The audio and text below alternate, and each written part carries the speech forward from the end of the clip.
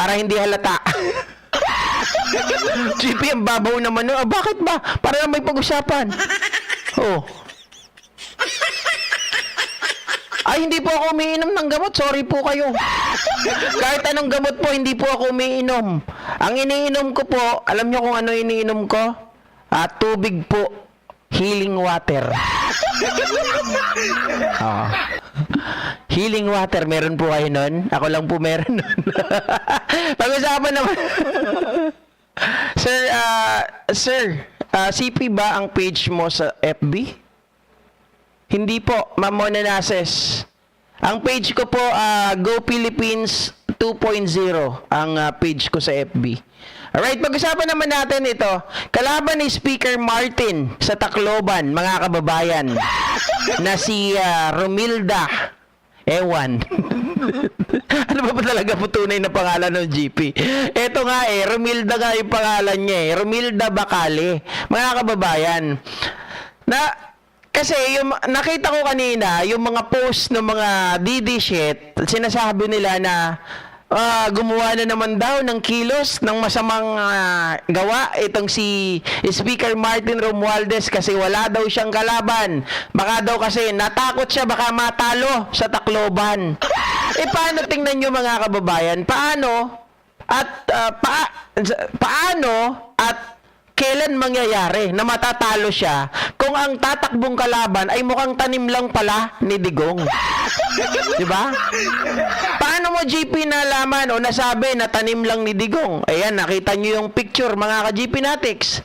Diba? Nakita nyo yung picture, etong taong to, ayan. Ayan, si ano ulit pangalan niya? Hindi ko kasi matandaan. Romilda Bacale. Ayan siya. Saan ba, GP? Ito nga. Ito, ayan, si Romilda Bacale. Aba, tinaas pa yung kamay ni Digong. Meron din, kay Sara, meron din, kaya lang hindi ko nakuha. Tapos ito naman, yung nag-file siya ng Certificate of Candidacy. Sana yan? Teka lang, ayan. October 1 to 8. Ayan. Nag-file siya ng Certificate of Candidacy. Ayan, mga kababayan. Ang problema, sabi ni George Garcia ay ito.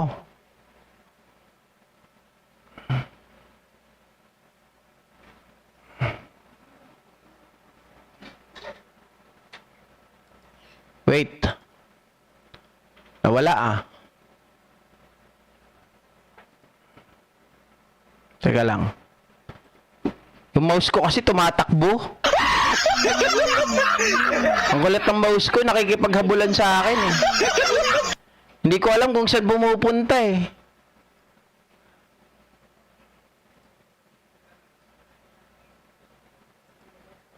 Just give me a moment yung iba asar na asar dyan, give me a moment pa Teka. Ba yan? Nawawala talaga.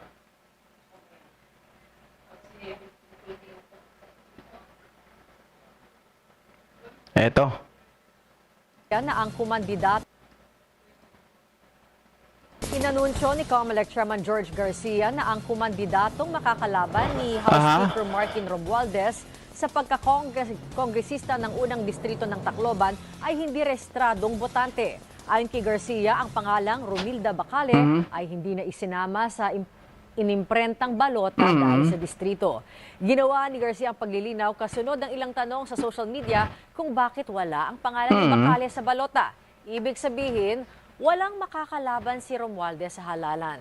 Dagdag pa ni Garcia, ibinasura ng Election Registration Board at Korte ang pagpaparehistro ni Bacale at itinuturing na itong final and executory. Nako naman kasi mga ka-GP Natics, Digong, sana inayos-ayos mo muna bago mo pinatakbo.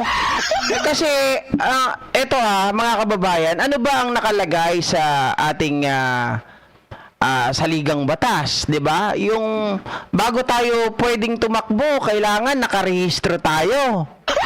kung hindi tayo yung alam mo yung sabi kasi dito sa balita, natatawa kasi ako dito. Ang sabi rito, she used to sabi dito, Bacale was a former regional coordinator of the Puwersa ng Masang Pilipino under the leadership of former President Joseph Estrada. She used to head the Manila Action Center under the Department of Social Welfare and Development. Earlier, Bacale said the people of Leyte urged her to run in the coming election. Okay. Kaya na lang natin, sabi niya, mga kababayan, people of Leyte daw ay nagsabi sa kanya na siya daw ay tumakbo. 'Di ba? Baka naman kasi, ma'am, ang sinabi sa iyo, tumakbo ka. Hindi po sa pagiging kongresista. Kasi kung tatakbo ka, mga kababayan, ang una mong iisipin, dapat rehistrado ka. At dapat, ikaw ay nakatira doon talaga, lehitimo na botante ka ng Leyte. Ang problema, kung magpaparehistro ka pa lang, tapos pinapatakbo ka, baka mamaya, ma'am, hindi po talaga doon ka pinapatakbo. Ang sabi sa'yo, tumakbo ka lang. Sipi, puro kakalokohan. Hindi nga po eh. Kasi, di ba, sentido komon. Lalaban ka. Magpa-file ka ng Certificate of Candidacy. Hindi ka pala nakarehistro. Tapos nag-file ka na ng Certificate of Candidacy, hindi ka nakarehistro. Tingin nyo, ano mangyayari doon? Di ba? Kung gusto mong lumaban, at the first place, inaayos mo muna sana, step by step, bago ka tumalon. Diba? Oh.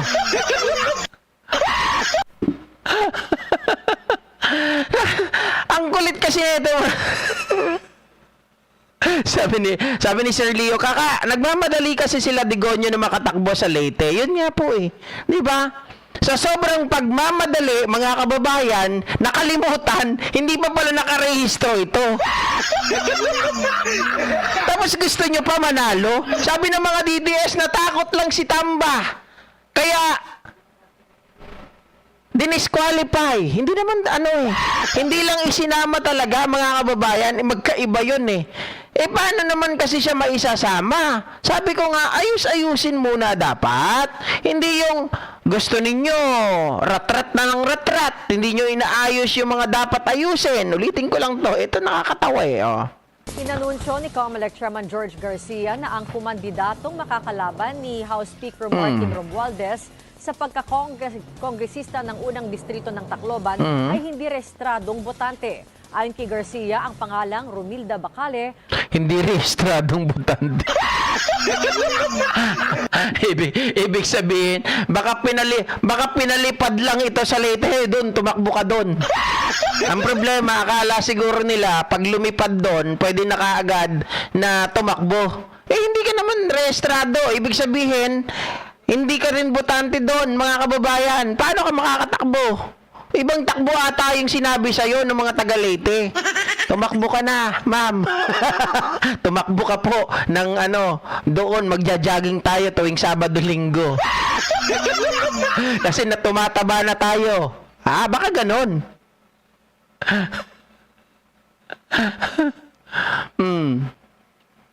Ay, talaga ba? Sorry kayo, T-Discoveries, ang mga tao dito, respectful. Diba? At saka saan mo naman nasabi, saan mo naman napatunayan na ako ay bayaran ni Speaker Martin? Nananaginip ka ba ng gising? Bayaran na ko ni YouTube. Ha? Hello, good evening, GP 3.0 thumbs up done. Maraming salamat po, Virgie Natsui. Ang kulit. Dapat yung, alam nyo, mga Digonians. Ang kulit ng pangalan, Digonians. Kasi naman mag-isip kayo ng tama. Huwag kayo nagmamadali. Ha? Sabi nila, ang maglakad ng matulin, nadadapa. Hindi ang maglakad eh. Ang tumakbo ng matulin, nadadapa. Hindi lang 'yon. Ang tumakbo ng matulin, Ano? Anong nangyayari? Ha? Nabububog. Sabi ni Sir Leo, dapat ilang taon nakarehistro sa isang lugar at bumuboto ka doon. Ang alam ko mga kababayan, kung di ako nagkakamali, correct me if I'm wrong, dapat at least 6 na taon. Tama? Sa isang lugar. Sabi ni Kokoy Palaboy, Boss GP, ask ko lang, magpapablatter ka rin ba sa banta ni Dadong Panis? Sayang ko na muna sila, yung mga nagpablatter, mga ka-GP Natics. Tsaka ako kikilos. Tingnan lang muna natin, di ba? Yun lang yun eh. Again, doon sa mga tao na inuutusan ng kaliwang grupo, ayusin nyo naman. Yung pagtakbo ninyo, tatakbo lang kayo, ayan tuloy. Hindi nyo tinitingnan yung dinadaanan nyo, nadapa tuloy kayo. Mahirap niyan pag natinik kayo, aaray talaga kayo dyan. Ay hindi na isinama sa inimprentang balota dahil sa distrito. Ginawa ni Garcia ang paglilinaw kasunod ng ilang tanong sa social media kung bakit wala ang pangalan ni Bacale sa balota. Ibig sabihin, walang makakalaban si Romualdez. Kasi nga, ganito lang yon. Si Romilda Bacale kasi nagbabaka sakali lang. JP, totoo ba yan? Hindi, opinion ko lang. Nagbabaka sakali lang sila na makalusot. Diba? Baka kasi, sabi nila, oy, sige, takbo ka doon. Sabi ng taong bayan, sabi ng taga Leyte, takbo ka daw. Sabi naman ni Digong, sige, takbo ka doon, punta ka doon. Tingnan natin kung ano mangyayari. Ayun, nagbaka sakali. Ha? Pusong inami, hello brother Dan, likes at syempre always no skipping ads, salamat po. Yung mga natutuwa dyan, maraming salamat. Yung mga naiinis, mga kababayan, inom muna kayong gamot. Inom kayo tubig. Ha? Bago yan sa pandinig ko ha, Digonians. Kasi naman, mga ka-GP natin sa Sir Leo, yung iba dyan, DD sheets, di ba? Gawin naman natin Digonians. Kung may Noranians, Bilmanians, Digonians.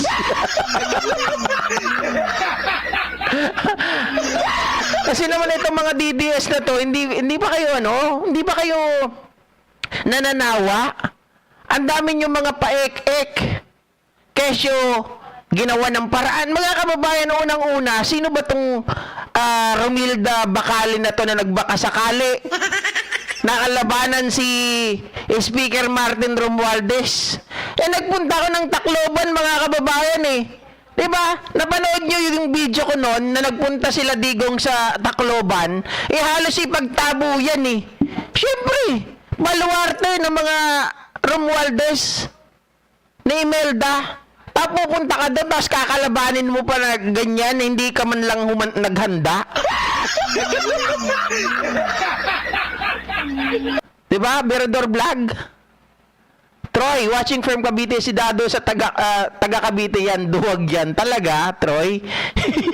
Aasarin nga daw yan ng mga ibang PBBM vlogger sa A13. Pero kung hindi naman ako pupunta doon, mga GP Natics, dito lang ako sa bahay. Magmamasid lang ako. Di ba? Mako Sairo o kaya Mang Dado mismong sa tapat ng Malacanang, doon ka magwala at magmura. Pakita mo, angas mo! Mang Dado, kung kaya mo. Wala yan. Mga GP Natics. Ano yan eh. Sila kasi yung mga tipong lang. Sabi ko nga, gamitin na natin itong pangalan ni Romilda Bacale. Nagbabaka sakali lang yan sila. Diba? Pero ang totoo, takot yan. Kasi isipin mo bakit yung mga mukha ba namin hindi totoo? Sabi niya ganon, sige, magsalita lang kayo. Pakita nyo, lumabas kayo. Para makita namin kayo. Para pag i-screenshot namin kayo, pag patitimbungin lang namin kayo. Buang. Aurelia Adena, wag tubig GP Red Horse. Wag! Mahal ang Red Horse. Ako nga, hindi naghihinom ng Red Horse. Diba? Yung mga dyan, yung mga galit kay Speaker Martin Romualdez at yung nagsasabing namimigay ng puro ayuda. Yun ang minahal ng taong bayan eh. Kasi nagsisisi ang mga Duterte o mga Digonians, mga kababayan, na hindi nila ginawa yung ayuda. na kung saan mas lalong minahal ng taong bayan dahil nakikita, kaya nga akap mga kababayan merong isang ano dyan tumakbo, dating ano ata, officer o dating tao ni Digong na nagsabi, bukas ibabalita ko yun, sabi niya ganon, bakit daw puro ayuda ang pinamimigay, hindi daw wala pa rin trabaho. Sabi ko, teka, akap yun di ba ang akap pinamimigay para sa mga taong may trabaho, kaya lang kapos ang kita? Jologs. Di ba? Mag-iiyakan na lang kayo mga Digonians. Kawawa naman kayo Magpapatakbo lang kayo ng mga tao. Paghandayin nyo muna. Ayusin nyo muna bago patakbuhin. Patirahin nyo muna ng ilang taon doon sa Leyte. Tapos ipa-register nyo muna, patirahin nyo ng mga 6 na taon sa Leyte, baka makatakbo. Kung ayaw nyo naman, mga kababayan, patakbuhin nyo na lang kasi baka mamaya lumalaki na yung bilbil. Diba?